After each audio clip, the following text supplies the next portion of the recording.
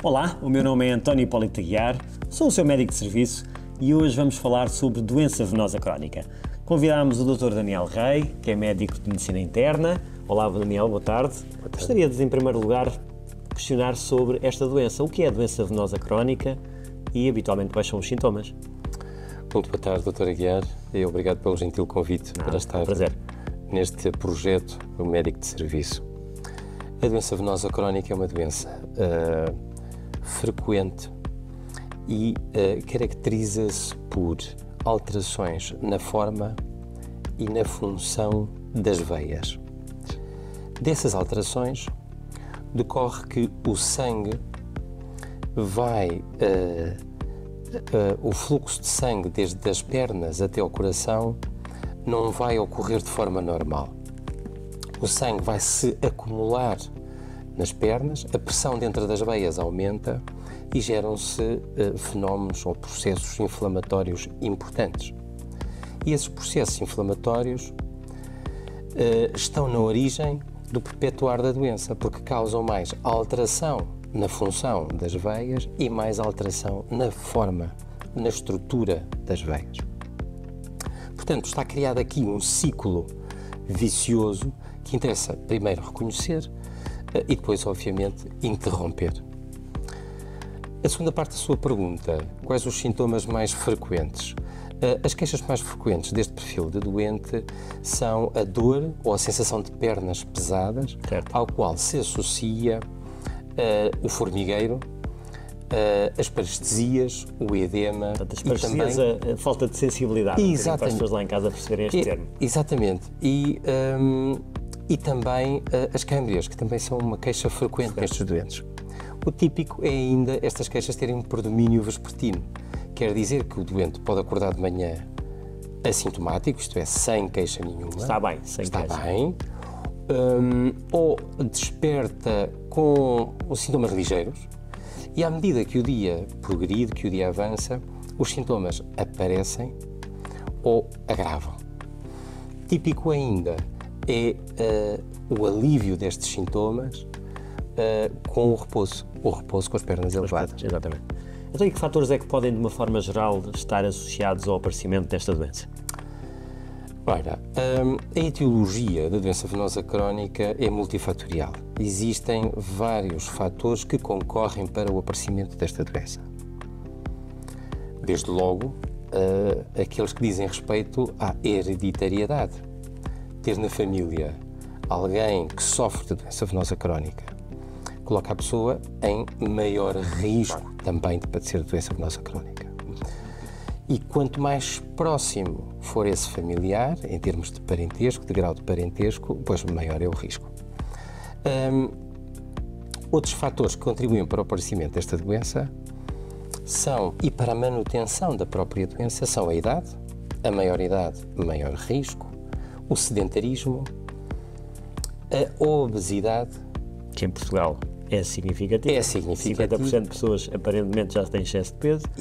Exatamente, e começa cedo, já numa fase de criança, muitas vezes.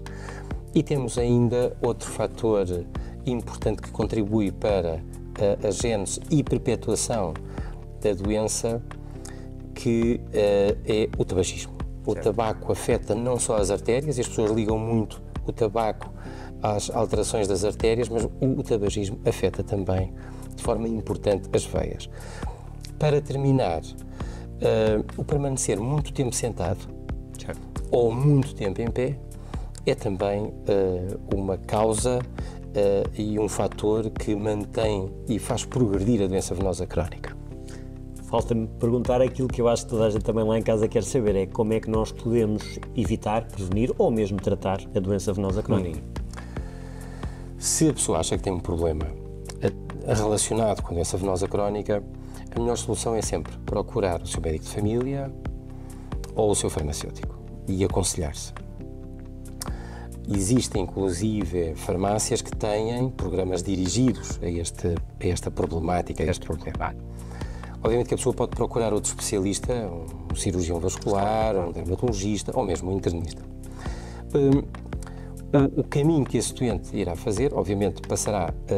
Nós realizamos uma história clínica, uma observação do doente e geralmente solicitamos um exame. Não é obrigatório, mas podemos solicitar um exame complementar diagnóstico, que é um Doppler venoso dos membros inferiores. Portanto, ao fim e ao cabo, perceber como é que a circulação se está a dar nas pernas. Como é que está a forma, a tal estrutura da veia e como é que está a função. Exatamente, tal e qual.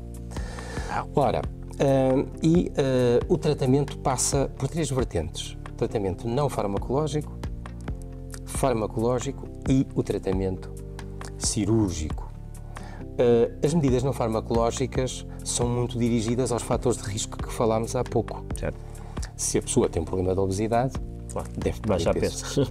Se a pessoa fuma, deve Deixar de fumar. Deixar Ou pelo de menos diminuir. Exatamente. Se a pessoa é sedentária, pois deve programar o seu dia ou a sua semana para fazer exercício físico. Eu diria 40 minutos 3 vezes por semana, no mínimo, senão não conta.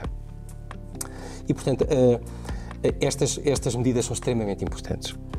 A utilização de meias elásticas é outra medida não farmacológica que tem um grande impacto no quebrar daquele ciclo vicioso que falámos há pouco. E aí as farmácias, eu penso que podem ter um papel também muito importante em aconselhar os doentes nas meias mais adequadas. Certas. Claro. Exatamente. Quanto às medidas farmacológicas, nós temos um grupo de fármacos que atuam exatamente neste problema. São chamados de venoativos ou venotópicos. Portanto, são fármacos que aumentam a contração das veias e, portanto, facilitam este fluxo do sangue desde os membros inferiores até ao coração. Exatamente. Mas também têm uma ação anti-inflamatória importante. E, por último, o tratamento cirúrgico. O tratamento cirúrgico pode ser minimamente invasivo e falamos de procedimentos minimamente invasivos, ou então o clássico stripping de varizes, que é uma cirurgia cruenta e mais elaborada. Mais elaborado. Doutor, vamos ficar por aqui. Foi ótimo estar à conversa consigo. Ficam aqui naturalmente várias dicas, eu diria, esclarecimentos para a doença venosa crónica. Esperamos por si num próximo Instante de Saúde. Até lá, muito obrigado.